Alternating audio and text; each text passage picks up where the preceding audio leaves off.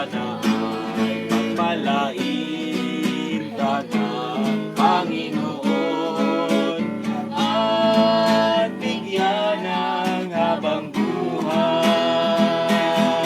Maligayang kaarawan, maligayang kaarawan, maligayang kaarawan.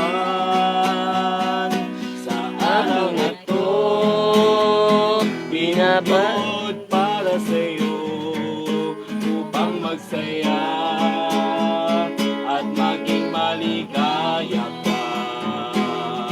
Kalimutan mo na ang iyong kalungkutan at harapin